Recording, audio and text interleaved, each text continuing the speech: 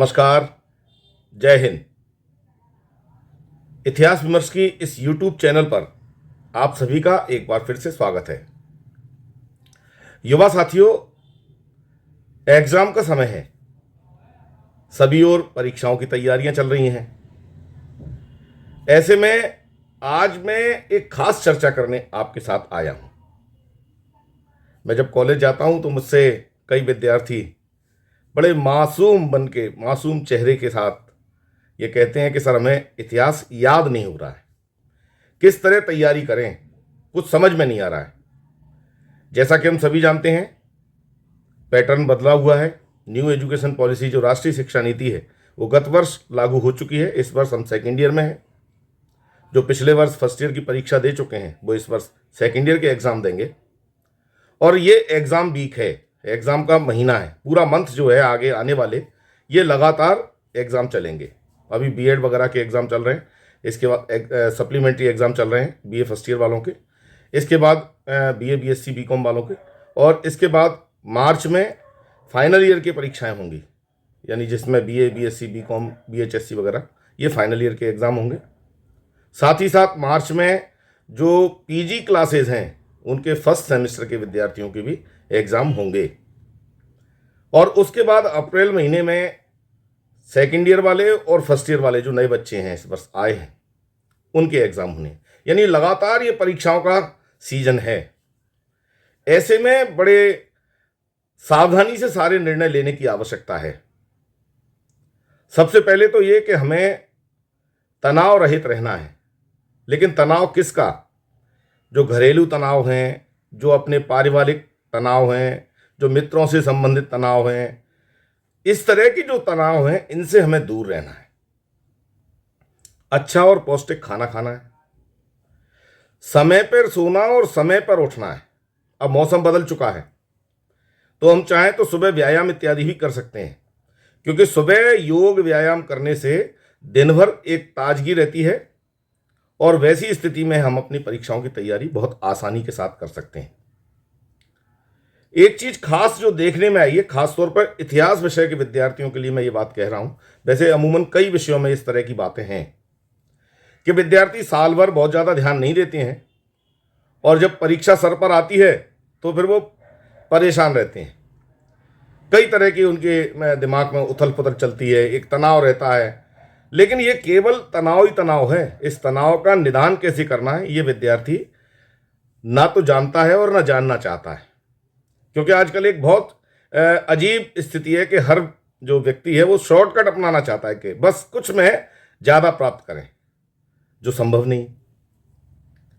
परीक्षाओं में सारा पैटर्न बदला हुआ है, सिस्टम बदला हुआ है। मैंने पिछले वीडियोस में काफ़ी चर्चाएं की हैं न्यू एजुकेशन पॉलिसी के अंतर्गत किस प्रकार से आपका परीक्षा का पैटर्न रहने वाला है। अब उसको रिपीट करने की आवश्यकता नहीं, आप चाहें तो उसको देख सकते हैं।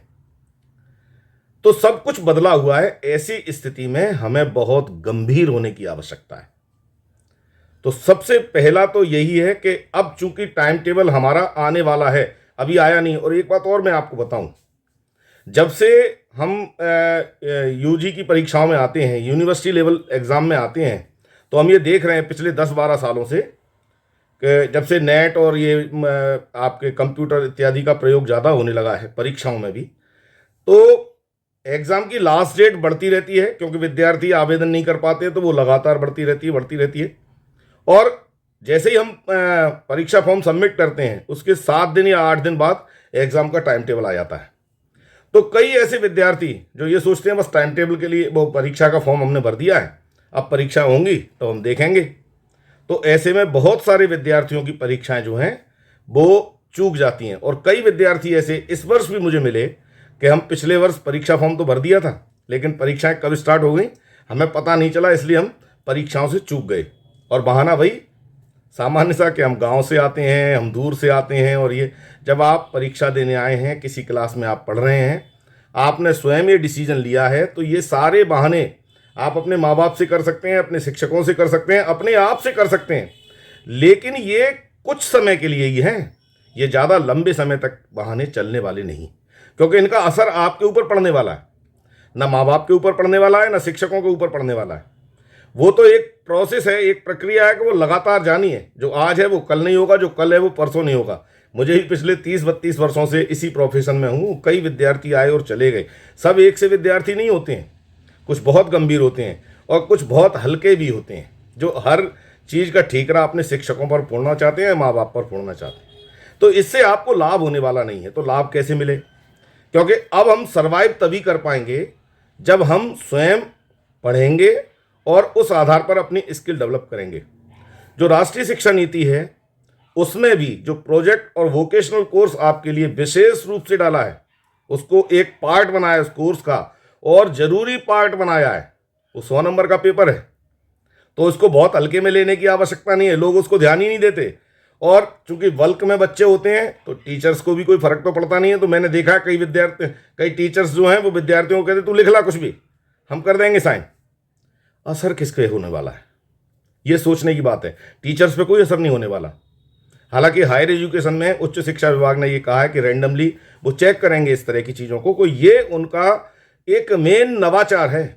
जो राष्ट्रीय शिक्षा नीति का मेन नवाचार जो है, यही प्रोजेक्ट और जो वोकेशनल कोर्सेज हैं यही है, और ओपन इलेक्टिव सब्जेक्ट, यह नवाचार है। और इसी को हम सबसे हल्के में ले रहे हैं, तो उसका असर तो आप पे होने वाला है। क्योंकि आने वाले समय, इससे पहले वाली जो वीडियो मैंने इसमें ये पोस्ट की है इतिहास विमर्श पे, इसको आप जरूर देखें। 7 मिनट की वीडियो है, खबरों की खबर करके है। इतना महत्वपूर्ण समाचार है जो आपको जरूर देखना चाहिए, क्योंकि इसका असर आपके जीवन पर पड़ने वाला है। यदि आप 3 वर्षों में, first year second year final, 3 वर्षों में 7.5 ग्रेड पॉइंट नहीं लाते हैं तो आप पीजी नहीं कर पाएंगे, आगे रिसर्च में नहीं जा पाएंगे। कई बच्चों को ये गलतफहमी थी कि चौथे वर्ष हम पढ़ लेंगे, ऑनर्स विथ रिसर्च की जो उपाधि है वो ले लेंगे। इतना आसान नहीं, क्योंकि अगर कोई एक नीति, एक शिक्षा नीति में परिवर्तन किया गया है तो कुछ सोच समझ के किया होगा। तो वो कैसे आएंगे, कितनी तैयारी करनी है, ग्रेड पॉइंट कैसे बढ़ाएं, A+ या O, ये ग्रेड जब हम लाएंगे, A कम से तो नीचे चलना ही नहीं है। तो हम आगे एजुकेशन में अपनी अगर रिसर्च करना चाहे तो नहीं कर सकते, आपको मौका ही नहीं मिलेगा। क्योंकि अब वही व्यक्ति रिसर्च करेगा जो 7.5 ग्रेड पॉइंट लेके आएगा, नहीं तो ऑनर्स विथ रिसर्च की डिग्री उसको नहीं मिलेगी। 3 साल की डिग्री पकड़ा के उसको चलता कर दिया जाएगा। तो इसलिए हमें गंभीरता से विचार करने की आवश्यकता है। अभी तक ये होता था कि कोई व्यक्ति किसी भी विषय में पीजी करता था, फिर रिसर्च के लिए आवेदन कर देता था, फिर ऐसे ही लुढ़कते पुढ़कते वो भी हो जाती थी। अब ये सारी चीज़ें नहीं हैं, क्योंकि आपके अंदर स्किल डेवलप करना है। शासन का उद्देश्य है कि आप अपने पैरों पे खड़े हों, आत्मनिर्भर बने, क्योंकि हम आप सभी समाज की एक यूनिट हैं। और यदि हम आत्मनिर्भर बनेंगे तो हमारा प्रदेश, हमारा देश आत्मनिर्भर बनेगा। कुछ बातों का ध्यान रखें हिस्ट्री पढ़ने के लिए। खास तौर पर आप जो आम तौर पे गलतियां करते हैं बच्चे, वो ये 4 गलतियां मैं इन पे फोकस कर रहा हूं, आप इन पे ध्यान दें। ये मैं इस चार्ट में दिखा रहा हूं, ये भी देखें आप। पहली गलती जो है, इतिहास की जो टेक्स्ट बुक हैं उनको बिल्कुल नहीं पढ़ना चाहते विद्यार्थी, और अपनी आदत के अनुसार या तो गाइड से या हेल्प बुक से या प्रश्न बैंक से वे पूरी तैयारी करना चाहते हैं। हमसे भी पूछते हैं विद्यार्थी कि सर 20 क्वेश्चन में निशान लगा देंगे क्या? तो इस तरह से शॉर्टकट का भी शॉर्टकट।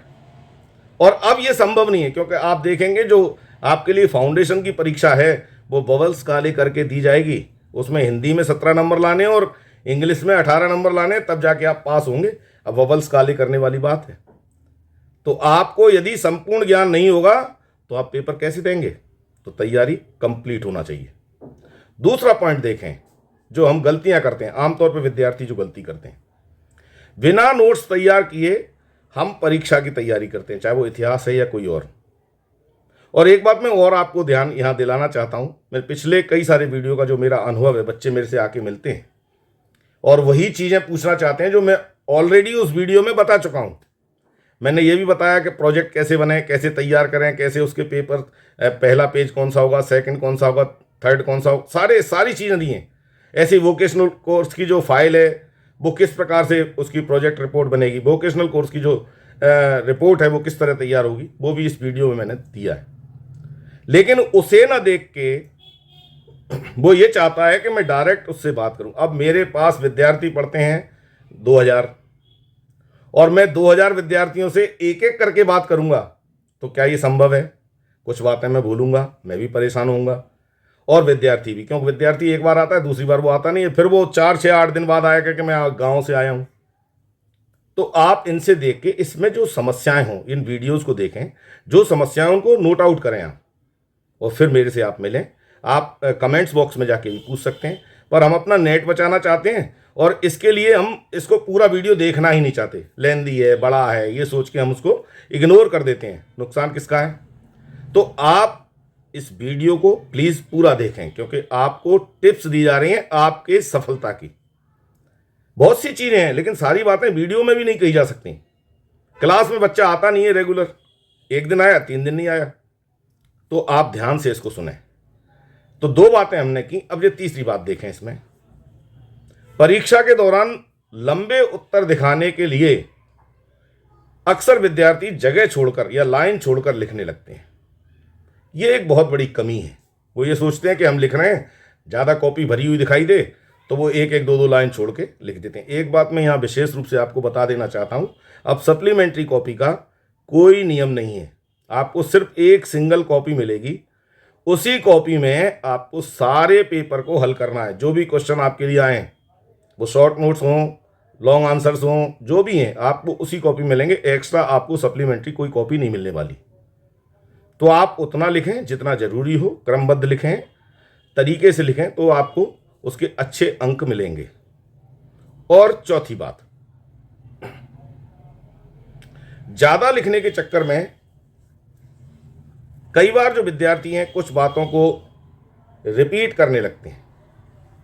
यानी एक ही बात को कई बार हमने पेपर कॉपी चेक करते समय देखा है कि साहब पानीपत की लड़ाई चूंकि हुई थी इसलिए वो होती रही, और उसमें ऐसा होता रहा, और पानीपत की लड़ाई हुई थी इसलिए ऐसा हुआ, फिर पानीपत की लड़ाई। तो वो बार बार उसी बात को कह रहा है, ना घटना लिख रहा है, ना उसके कारण लिख रहा है, ना उसके परिणाम लिख रहा है, बस उसी बात को रिपीट कर रहा है। तो टीचर्स आपकी उस प्रवृत्ति को पहली लाइन पढ़ के ही समझ लेते हैं कि आप कितने पानी में हैं, और उस हिसाब से फिर आपको अंक मिलते हैं। तो ऐसी स्थिति में परेशानी आपकी होने वाली है, टीचर्स की नहीं। तो आप इन 4 बातों पे विशेष रूप से फोकस करें। इसके अलावा जो आप तैयारी करें उनमें कुछ ये बातें और ध्यान रखें, जैसे टाइम टेबल बना के तैयारी करें। सबसे पहली जो बड़ी बात है वो है टाइम टेबल की, क्योंकि परीक्षाएं नज़दीक हैं। 1-2 महीने में आपकी परीक्षाएं होने वाली हैं सभी क्लासेस की, और ये लंबी चलेंगी, आपको मई जून जुलाई तक, आपको बीच बीच में गैप भी मिलेगा। तो आप टाइम टेबल पहले तैयार करें और फिक्स कर लें कि इसी बीच में मुझे ये सारा का सारा पढ़ना है। दूसरा, नोट्स बनाएं, छोटे छोटे नोट्स बनाएं। आप जब पढ़ने बैठते हैं, किताब में आपके टेक्स्ट बुक आपके पास है, तो आप उस बुक के अंदर जो भी पॉइंट्स हैं उनको आप अंडरलाइन कर सकते हैं, उनको एक सादा कॉपी पर, नोटबुक पर नोट कर सकते हैं, जिससे आप जब आप रिवीजन करने जाएंगे तो उसी नोटबुक को उठा के आप उसको क्लियर कर सकते हैं। जो भी क्वेश्चन आप पढ़ें, क्रमबद्ध पढ़ें। ये विशेष मैं आपसे कहूँगा, खासतौर पे इतिहास की दृष्टि से, क्योंकि घटनाओं को अगर हम बीच बीच में से पढ़ते हैं तो वो समझ में नहीं आती। तो एक पूरा क्रमबद्ध चैप्टर पढ़ें, बिल्कुल एंशिएंट पीरियड से लेके मॉडर्न पीरियड तक। ऐसा नहीं कि हमने एक मॉडर्न पीरियड का पढ़ लिया, एक एंशिएंट का पढ़ लिया, फिर मिडिवल का पढ़ लिया। तो ऐसी स्थिति में हम जिगजैग बना देंगे और हमें भी याद नहीं रहेगा, और हम परीक्षक को भी कंफ्यूज कर देंगे। तो इसलिए खास तौर पे ध्यान ये रखें कि क्रमबद्ध पढ़ें, आपको भी सहूलियत है याद करने में, आपको लंबे समय तक वो याद रहेगा। बीच बीच में पढ़ाई से आप ब्रेक जरूर लें, ब्रेक बहुत ज़रूरी है। आप जैसे आधा घंटे सिटिंग कर रहे हैं, तो बीच में उठे, आप अपनी बालकनी में चले गए, छत पे चले गए, छोटे भाई बहनों के साथ खेले, और फिर आप बैठें, तो आप एक फ्रेशनेस महसूस करेंगे। और जब आप फ्रेशनेस महसूस करेंगे तो आपको याद अच्छा होगा। कुछ समय के लिए मोबाइल को दूर कर दें अपने से, यानी फालतू की चैटिंग है या सोशल मीडियाज़ हैं, इनसे दूर रहें। और पढ़ते समय जब आप प्रयोग करें तो नेट पे जाके ये भी सर्च करें कि संबंधित विषय पे नेट क्या कहता है, उसमें क्या चीज़ें। यदि आपके टीचर्स ने आपको इम्पोर्टेंट क्वेश्चन दिए हैं तो आप उनका भी अध्ययन जरूर करें। आप अपने स्तर पे तो करें, उन नोट्स का भी अध्ययन आवश्यक रूप से करें, क्योंकि ये नोट्स जो हैं वो आपको काफ़ी मददगार होते हैं आगे बढ़ने में। तो आप इन नोट्स का अध्ययन अवश्य करें जो टीचर्स ने आपको दिए। मैंने भी जो इतिहास की क्लासेज हैं, यदि आपने देखा हो तो इतिहास विमर्श पे फर्स्ट ईयर और सेकंड ईयर के लिए मेजर, माइनर और इलेक्टिव सभी विषय के मैंने इम्पोर्टेंट क्वेश्चन दिए हैं।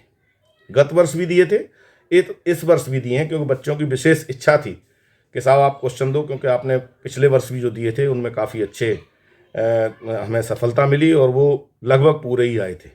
तो आप इनको ज़रूर पढ़ें, अपने स्तर पे भी पढ़ें, इनको ज़रूर पढ़ें। तो मैंने इंपॉर्टेंट क्वेश्चन छोड़े हुए हैं, आप उनको देख सकते हैं।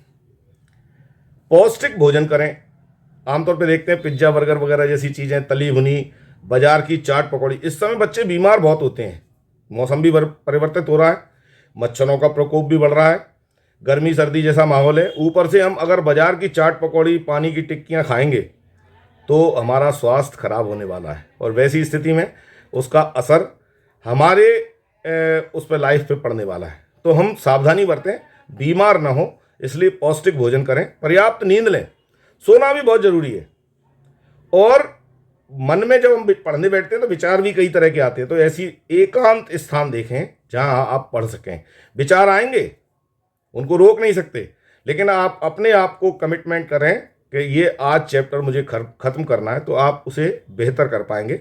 आप देखिए, तनाव लें, लेकिन इसी चीज़ का तनाव लें। तनाव रहित रहने की मैं बात नहीं करता, चाहे वो बैठने का हो, बैठने का भी तनाव होना चाहिए। पोस्चर सही नहीं है तो आप पढ़ नहीं पाएंगे। गाड़ी चला रहे हैं मार्केट में, तो गाड़ी चलाते समय भी हमें तनाव लेना चाहिए, रोड पे चलने का तनाव, नहीं तो एक्सीडेंट कर बैठेंगे। इसी प्रकार यदि हम पढ़ रहे हैं, खा रहे हैं, तो खाते समय उसका अनुशासन, तनाव से मेरा मतलब है अनुशासन से। वो तनाव हमारे दिमाग में होना चाहिए, हमारे ध्यान में होना चाहिए कि यदि हम ऐसी गलती करेंगे तो हमें इसका क्या खामियाजा भुगतना पड़ेगा। तो उस स्थिति में आप तनाव लें, लेकिन सकारात्मक वे में लें, नकारात्मक में नहीं। और ये बिल्कुल ना सोचें कि मुझे आता नहीं है। सब लोगों के साथ यही समस्या है, हम लोगों के साथ भी यही समस्या थी। और इतिहास के लिए खास तौर पे यदि आपको डेट्स याद नहीं हो रही, कई बार बच्चे ये पूछते हैं, एक सामान्य प्रश्न है उनका कि सर डेट्स याद नहीं होती हिस्ट्री में। कोई बात नहीं, डेट्स याद नहीं हो रही, घटनाएं आप जरूर सही लिखें। यदि घटनाएं गलत कर दी, डेट सही भी लिखी और घटना गलत लिख दी, तो आप 0 अंक पाएंगे। और आपने घटना सही लिख दी और जबरदस्ती स्मार्ट बनने के चक्कर में डेट्स गलत लिख दी, तब भी आप 0 पाएंगे।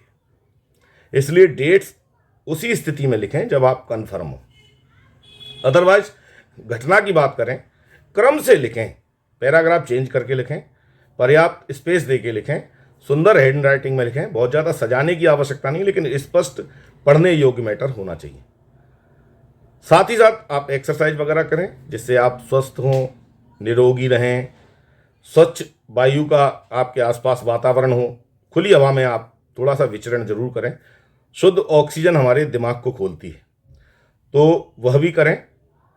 पढ़ी हुई बातों को जब आप करते हैं तो अपने चाहें तो मित्रों के साथ कभी, क्योंकि 24 घंटे तो आप पढ़ोगे नहीं, कभी जब आप रिलैक्स करने जाते हैं तो आप अपने मित्र को फ़ोन लगा के ऐसा टाइम टेबल सेट कर लें, बात कर सकते हैं आपने क्या पढ़ा और उसमें क्या नई चीज़ आपने पढ़ी, उसने क्या नई चीज़ पढ़ी, कैसे पढ़ी, तो इससे आप डिस्कस कर सकते हैं। डिस्कस करने से कोई भी चीज़ ज़्यादा लंबे समय तक याद रहती है और सुनी हुई बातों को हम जल्दी याद कर पाते हैं। तो ऐसी स्थिति में आप चाहें तो आप अपने आजकल तो सब जगह मोबाइल में रिकॉर्ड है, रिकॉर्डिंग की व्यवस्था है, तो आप बोल बोल के उसको रिकॉर्डिंग कर लें।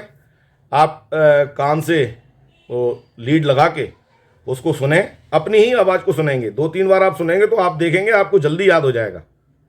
क्योंकि दृश्य और श्रव्य ये इस तरह की चीज़ें हैं जो हमें लंबे वक्त तक याद रहती हैं। तो आप इस तरह से भी परीक्षाओं के कम समय में अपनी तैयारी कर सकते हैं। और सबसे बड़ी बात यह है कि आप शॉर्टकट का बिल्कुल भी प्रयोग न करें इन सारी चीज़ों में। मैं तो फिर भी ये कहूँगा कि आप किताब से ही पढ़ें, किसी प्रकार की गाइड या प्रश्न बैंक या इसके चक्कर में न पढ़ें। यदि आप ले आएँ, आप में नहीं है, तब भी आप मूल किताब को ज़रूर देखें, जो टेक्स्ट बुक है उसको आप ज़रूर देखें, उससे ही अपने कंटेंट क्लियर करें। सिलेबस के बारे में आपको ज़रूर पूरी जानकारी होनी चाहिए, क्योंकि यदि आपके पास सिलेबस नहीं है तो आप अंदाजे में चले जा रहे हैं। सिलेबस एक प्रकार का रोड मैप है, तो आप सिलेबस ज़रूर रखें। मैंने इतिहास विमर्श में पिछले वीडियो में जो बीए फर्स्ट ईयर और सेकंड ईयर का इतिहास का सिलेबस है, मेजर माइनर इलेक्टिव, वो इसमें दिया हुआ है। तो आप चाहें तो यहाँ से भी सिलेबस ले सकते हैं, तो वो आप ज़रूर लें। और इतिहास को क्रोनोलॉजिकल जो ऑर्डर है उसमें पढ़ें। ऐसा नहीं कि हमने पहले पढ़ लिया कि चंद्रगुप्त विक्रमादित्य और उसके बाद पढ़ रहे हैं हम चंद्रगुप्त मौर्य, और फिर हमने पढ़ लिया कुषाण, और फिर हमने पढ़ लिया पुष्यमित्र। तो ये कन्फ्यूजन हो जाएगा, और जब कन्फ्यूजन हो जाएगा तो हमारे पास कुछ बचने वाला नहीं है। तो क्रम से पढ़ें, ऊपर से लेके नीचे की ओर। तो आपको लंबे जो भी आपका सिलेबस हो, मैं ये नहीं कह रहा कि का सारा पढ़ें, सिलेबस को देख के आप क्रम से पढ़ें तो आपको ज़्यादा लंबे समय तक याद रहेगा। तो ये कुछ चीज़ें हैं जिन पे आप यदि फोकस करेंगे तो आपको परीक्षाओं में बहुत अच्छे अंक मिलने वाले हैं। आप अपनी समस्याओं को कॉपी पर नोट अवश्य करें, जिससे सेकंड टाइम जब आप रिवीजन करें तो उन बातों को फोकस करें। और यदि आपको कुछ विशेष बातें पूछनी हैं तो आप कमेंट्स बॉक्स में जाकर मुझसे चर्चा कर सकते हैं। यदि आप मेरे महाविद्यालय के विद्यार्थी हैं तो आप महाविद्यालय में भी मुझसे मिल सकते हैं। इन दिनों परीक्षाएं चल रही हैं तो मैं आम दिनों की तरह उपलब्ध नहीं रहूँगा, क्योंकि परीक्षाओं में ड्यूटियां भी रहती हैं, लेकिन जब मैं फ्री हूँ, आपके साथ हूँ, आप मुझसे बात कर सकते हैं। अपनी समस्याओं को नोट करके रखें। सभी शिक्षकों से बात कर सकते हैं आप, लेकिन समस्याएं लेके जाएं। वैसे ही नहीं चले जाए साहब आप बता दो क्या है, तो हमें क्या मालूम। जब डॉक्टर के पास जाते हैं तो वो भी पूछता है सर्दी लग के बुखार आया, जुकाम हुआ, गला खराब है, खांसी। डॉक्टर आपसे पूछता है आपकी हिस्ट्री क्या है, तो आप क्या पढ़े हैं, आपकी क्या समस्या है, टीचर भी पूछेंगे। तो आप अपनी वो समस्याएं नोट करें, लिखें। अगर इतिहास विमर्श से अभी तक आप नहीं जुड़े, अगर जुड़ चुके हैं तो बहुत अच्छी बात है, नहीं जुड़े हैं तो आप इसे सब्सक्राइब कर सकते हैं, बेल आइकन पर जाएं और ऑल के ऑप्शन पर जाएं, जिससे इस प्लेटफॉर्म पर जितने भी महत्वपूर्ण सूचना है वो आपको सबसे पहले मिलें। इतिहास विमर्श की ही कम्युनिटी पर आपको मैं समय समय पर विश्वविद्यालय से संबंधित महत्वपूर्ण जो सूचनाएं हैं या युवाओं से संबंधित जो महत्वपूर्ण सूचनाएं, खबरें हैं, परीक्षा का टाइम टेबल, वो सारी की सारी सूचनाएं मैं कम्युनिटी पर देता हूं, इतिहास विमर्श के पर। तो आप यहां से उनको देख सकते हैं। साथ ही साथ अपने मित्रों के साथ इस वीडियो को शेयर कर सकते हैं, क्योंकि पूरे मध्य प्रदेश में अब यूनिफाइड कोर्स चल रहा है, तो सभी जगह ये इम्पोर्टेंट है। ये सारी चीज़ें, सारे प्रश्न पत्र, सारी बातें, ये सबके लिए इम्पोर्टेंट है। तो आप इनको शेयर भी कर सकते हैं। वीडियो पसंद आए तो आप लाइक अवश्य करें। आप इस वीडियो में अंत तक बने रहे, पूरी बातों को धैर्य से सुना, इसके लिए आपका बहुत बहुत धन्यवाद। अगले वीडियो में फिर मुलाकात होगी, तब तक के लिए नमस्कार, जय हिंद।